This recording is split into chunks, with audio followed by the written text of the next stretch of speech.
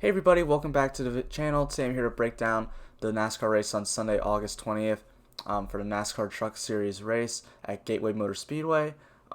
We have a big weekend at Daytona, but the trucks don't race there, and I don't think even a lot of people know that this race is happening just because it's such a big weekend at Daytona. But yeah, we have a Truck Series race at Gateway on Sunday at 12 o'clock, so be sure to look out for that one. I don't think a lot of people are really going to be playing it because everyone's just focused on Daytona this week. I mean, and for good reason, but I'm going to make a video for this race. If you're new here, make sure to leave a like on the video, subscribe to the channel, turn on the notification bell, leave a comment. All those things really help me grow. Had a lot of growth throughout NASCAR season, throughout the summer. NBA's come back. We've had some growth through there too. And then NFL starts in 2 weeks.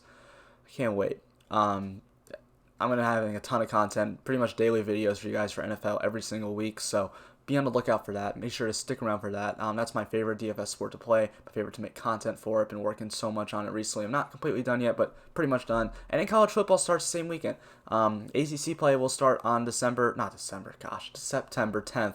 And I'm really excited for that as well. And then SEC will follow in a few weeks later. And I don't really know when the Big 12 starts, but they start soon too. And then maybe the Big 10 also. So I'm really excited for that as well. And then college basketball, once that starts, I will be doing content for that as well. So be sure to stay around and look out for all that. If you want more of my content, you can subscribe to my Patreon for only $10 a month for all 3 NASCAR series combined. You're going to get a cheat sheet with projections every single week, with article for every single race, salary tier rankings for every single race, along with a cash score for, I was about to say injury notes, but that's for NBA. There's no injuries in NASCAR, so yeah. But I think that's all I really got to say on that. So let's get into the driver by driver. So Gateway, it's a flat track. I mean, it's pretty much about as flat a track as you can get, about a 1 mile track. So it's not really a short track, but it's not really like a normal intermediate, so I'm not going to involve that. But it is a flat track, and they do race every single year. It's not a track that a lot of people know about, and honestly, I've never even watched a race at Gateway, so I don't really like. I mean, I've seen videos on it, but I've never actually watched a race. I don't know if this is going to be a fun race to watch, but I do know about the track. So the first driver we have is Sheldon Creed, starting 17th, and DraftKings priced him up 11,500, so he's not a really good PD play anymore. So I get it. He has the 5th best average finish at Gateway and the 13th best average finish at flat tracks. And then in the last 5 races, Sheldon Creed only has an average finish at 18 and average position at 10.5. Outside of road course, which isn't involved in this because like half the field was in that race, he hasn't really been running too well. And I don't really know how much I want to get to Sheldon Creed today. He's just someone that I don't know if he's really shown the speed as of late. And I just don't think he's someone that, I mean, I feel like at that price range, you want guys who are going to get up there and lead a bunch of laps. And I don't know if Sheldon Creed really provides that for us this week. So he's not someone I want to get to. Same thing with Johnny Sotter. I mean, Johnny Sotter starts 9th. He does have a 2nd best average finish at Gateway and a 4th best at flat tracks, but that's been a story all year. Good average finishes at all the tracks, but then you come into this year, he has 16 average finishes, 16 in the last 5, and average position of 12.5 in the last 5, and only 18 laps led. So he hasn't really necessarily shown what we want. I don't really want that from Johnny Sotter. Again, you want someone who's going to be up front and leading a ton of laps. And I'm going to go to Chandler Smith, who I keep suggesting every single week, and he keeps wrecking, and it's so frustrating. But he starts 12th. He's in the number 51 truck for Kyle Busch Motorsports. It's the fastest truck in the field, and this is the type of track he does well. He has a race at Gateway, finished 4th here last year, so the 3rd best average finish, and he had an average position of 3rd there, which is the best in the field. So he's run well. He hasn't run well recently this year. He's just been getting caught up in accidents, but I mean, he was in 1st place for a while, led a bunch of laps at Dover, and then him and his teammate wrecked. So I mean, I think the upside's there for Chandler Smith. I'm still going to go to him starting 12th. He's 10,900, so I don't think people are going to play him, and he does have the low last upside. So I do like going to Chandler Smith. Austin Hill starts 4th at 10,500, only the 8th best average finish at Gateway and the 15th best at flat tracks. These type of tracks really aren't his strength. Only 4 laps led at Gateway, 5 at the flat tracks. Not something I'm really too excited to get to, in my opinion. In the last 5 races, though, Austin Hill has been running really good with an average finish of 6.75, an average position at 8.2, and 116 laps led. So he has been running well. If he can keep up that momentum, then yeah, I think he could be a good play. Probably someone I'll have some exposure to in tournaments, but not someone that's a big move for me. Now, Christian Eckes is a really interesting one, because he has one race here, and he finished 14th, so his averages aren't going to look so great, and he has a 9th best average finish here, but in that one race, he led 91 laps. And he has 46 laps led at other flat tracks, so the 91 laps led for Christian Eckes is very impressive, and that was when he wasn't even a full-time driver, so that is very, very impressive to me for Christian Eckes. And again, this is a guy I say pretty much every video, he's got a win coming for him. I've been saying about him and Zane Smith for a while. Zane now is 2. I think Ekes, this could be the race where he finally gets that win. He has the 6th best average finish in the last 5 races, an average position of 7.2 and 103 laps led. He has looked very solid. I think this could be the race where he gets it done finally. He starts 7th, so not going to get the early jump on the lead, but he does have, a fast car, and I don't think the Truck Series hasn't necessarily been as much about starting position. It's been about who has the fastest truck every day. I mean, yeah, I think Zane Smith or Moffitt, who start first, second, will probably lead the early stage, but after that, all bets are off. Brett Moffitt starts 2nd. He has 7th best average finish at Gateway, 2nd best at flat tracks. He only has 18 laps led at Gateway, though, so this hasn't not really been a track where he's had a lot of success at, not been a big strength, but he does have 117 laps led at flat tracks, so that's like Phoenix, Martinsville, tracks that are similar to this. So I think Brett Moffitt does have some upside there. Starting 2nd, he could get out to the early lead, although I'd probably say Zane Smith probably does just because of how much better he's been running. But in the last 5 races, Moffitt does still have an average finish of 8.6, an average position of 6.4, and 109 laps led. He has been running really well, and this is a guy that still hasn't won on the year, and he won a championship 2 years ago. Still hasn't won a race yet this year. I would not be surprised to see Brett Moffitt win this race. Someone I'll definitely have some exposure to, but not saying by any means he's a great play or absolute lock play, but he is solid. Matt Crafton starts 3rd, and this is a track he hasn't been so great at. 12th best average finish at Gateway, 10th best at flat tracks. Not his forte. He's really good at the 1.5 mile intermediate tracks, but this is not one of those. Only 1 lap led at Gateway, 1 lap led at flat tracks, so hasn't really shown the strength here. In the last 5 races, Matt Crafton's been finishing really well, though, with an average finish of 2.5, an average position of 8.6, and only 28 laps led, though. So that's not, I'd rather just get Ekes, Moffitt, Hill, or Zane Smith, who I know has a better chance to lead laps than someone like Matt Crafton. But he is going to guarantee you a good finish, and he's probably going to be very low owned, so I don't hate getting to him, just in case for whatever reason he just has a really good race. He did lead a good bit of laps a few weeks ago and got a win, but that's not in the last 5. So, Matt Crafton still looks like a solid option. Zane Smith starts on the pole at 9,500, and Zane Smith's been on a tear recently. Won 3 weeks ago at Michigan, then the road course, whatever, and then he won at Dover. So, Zane Smith's been running very, very well recently. He's got the 4th best average finish at Gateway in his 1 race here. He ran once here. He finished 5th, so he's run well here in the Truck Series already. The 8th best average finish at flat tracks.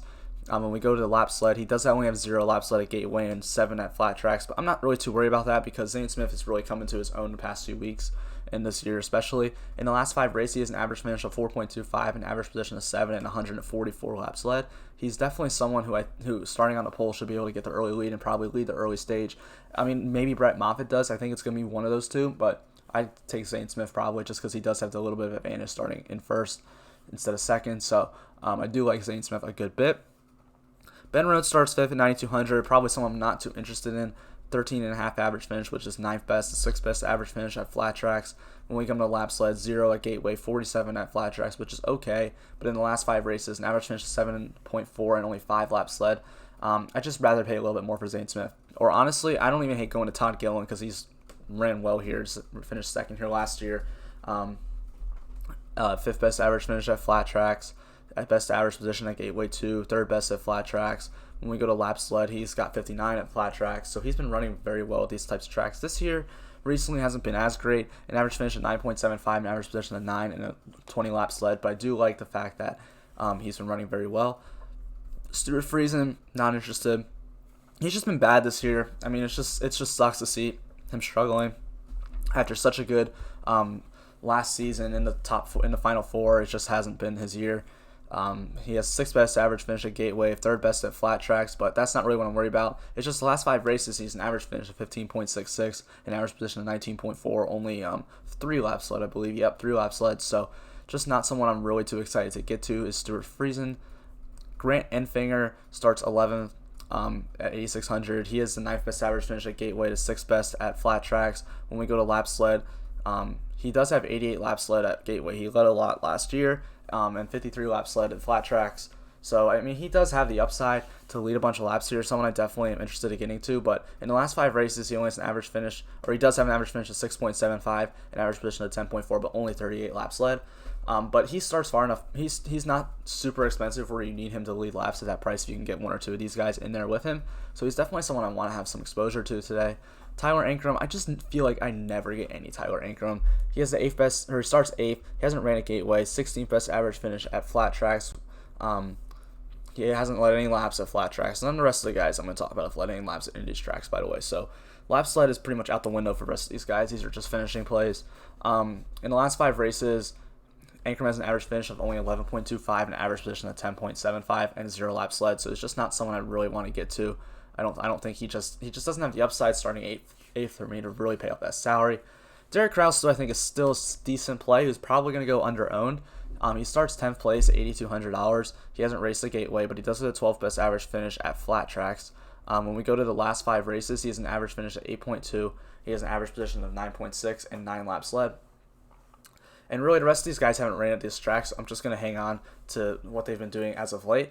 Derek Krause, yeah, he's been running pretty well. That 8.2 average finish, it just looks pretty solid.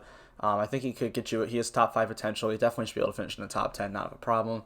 We got Rafael Estar, who I believe starts 19th. I'm gonna forget all this.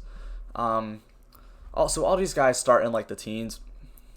Lassard, Majeski, Gray, Meyer, Hocevar, Spencer Davis, who we're not going to really get into, and Clay Greenfield we don't play, Norm Benning we don't play. Oops. So Rafael Estar, yeah, he starts 19th. In the last 5 races, he has an average finish of 13, an average position of 13.4, only 4 laps led. But the thing for me with Rafael Estar is he's never getting ownership ever, and he's in a fast truck. And we've seen in the past few weeks Rafael Estar start to run a little bit better. Had a really good run at the road course. I think he had a top 5 at Michigan, so he's been starting to do a little bit better. So I'm definitely got my eye on him. Someone I'm going to have some ownership to. He's in a KBM truck, so he's in one of the fastest trucks in the field. So it looks like he's been running a little bit better recently. So definitely someone I want to get some exposure to. Ty Majeski, he started 18th. His average finish 17 in the last 5 races, average position at 18.4. I think he's interesting. I just don't think the upside. The upside it is there, but he rarely hits that upside. I'll probably throw him in like 1 or 2 lineups. Tanner Gray in the last 5 races has an average finish of 10.5, an average position of 13.5, and 4 laps led. He still grades out solid play for me. He's been running pretty well recently. He can get you a top 10, has that top 10 upside. He's not going to get you a top 5, but he's probably going to finish somewhere between 15th and 10th. I do like him. I think he's good for his price of $7,600. Sam Meyer is still underpriced in my opinion. Yeah, he starts 15th now, which is not in the very back like he was last week, but he's still in the number 24 car or 24 truck for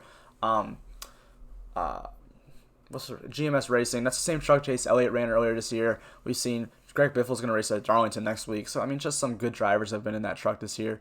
And he just is too cheap. He's one of the he's an up and coming truck driver. He'll be in the Truck Series full time next year for sure. He's pretty much run really well wherever he's been. I think either ARCA, he's in some little smaller series, and he's been running really well there. So I expect him to be in the trucks next year anyway. He had a 15th place finish at Dover last week, and he just still, I think, has top 10 upside. Someone I definitely want to get some. And same with Carson Hocevar, $7,300 in the Nice Motorsports number 44, number 40. He's in a Nice truck, and starting 16th and he finished 12th last week at Dover. I thought he was just a road course guy, but I guess not. He's a really young driver who looks like he's on the up, probably going to be in trucks more and more here. So I like him at $7,300. I think he's a solid driver. And could definitely get you that top 10. Then we're not playing Clay Greenfield, we're not playing Norm Benning, we're not playing Jordan Anderson, but Spencer Davis, people are going to want me to talk about him. $7,100, starts 20th. In the last 5 races, Spencer Davis has an average finish of 20th and average position of 21.75. He doesn't start far enough back, guys, and he's $7,100. I don't want to pay that. Tyler Hill starts 31st, though. I think Tyler Hill's interesting at $6,500. In the last 5 races, Tyler Hill has an average finish of 22.33. So if he hits that upside, he's going to be pretty solid for you. Just nice PD play, nice value here for you. I think Austin Wayne Self, who just pretty much always seems to burn me whenever I play Austin Wayne Self. He starts 21st. 13th best average finish at Gateway. That's right. He's a veteran in the series at this point. Not really veteran, but he's raced races. Average finish is 16.75 in the last 5 races. So, it's okay. Just not something I'm really too excited to get to. If you look, like Fogelman, 19.75, Cram, 21.33, Spencer Boyd, 24. But these guys don't start, super far back. Like, Fogelman starts 23rd, Cram starts 25th, Boyd starts 24th. They're just not guys I want to get interested in. Kyle Donahue is driving the 00 for the Rayomi brothers, and that car sucks, so I don't ever really get to him. Roger Roose is another one that I don't really want to get into either. He's just not in a good truck. Danny Bone, though, crap, I forgot the truck he's in, but it's not a bad truck. I'll put it in the description below after the video, because I know he's in a truck that I was like, oh, okay, he has, somewhat potential to run pretty decently well in that number 30. Oh my god. Oh, he's driving the truck that Brendan Poole drove earlier this year. We saw Scott Lagasse Jr. drive it at the Daytona Road Course. It's a decent truck. We've seen Brendan Poole bring home some pretty solid finishes for it. At 5,300, he could get you a top 20. I wouldn't expect it, but a top 25 should happen for him. So I think Danny Bone at 5,300 is worth that shot. And I'm never gonna play Jennifer Jo Cobb or Bryant Barnhill, but Natalie Decker's like 4,800. I know she's not good, but she's $4,800 in the last 5 races. I know it's an average finish of 30.33. It's not good. It's bad. I know, but she's in decent equipment. Like, if you compare her equipment to like all these guys down here, her equipment's good. So, like, yeah, it's Natalie Decker, but I mean, if she just stays clean for the race, she can get you like 22nd, maybe 20th, and she'll pay off that salary. She's just so cheap that it allows you to get all the top guys in. Like, I know it's not like something anyone ever wants to play, but I mean, I don't think a lot of people are gonna get there, so it's a little bit different. So but yeah, I mean, yeah, that's really all I gotta say in this video. I hope you guys really enjoyed this. Make sure to leave a like, subscribe to the channel, turn on the notification bell, leave a comment, subscribe to the Patreon if you want to follow me on social media. I'll put the links in the description below. Thank you guys so much for watching. Hope you guys have a great weekend. Hope you guys make some money during this race. Hey, and if you haven't checked out my Cup Series video yet, and you're watching this before that race starts, go ahead and check that out as well. Thank you guys.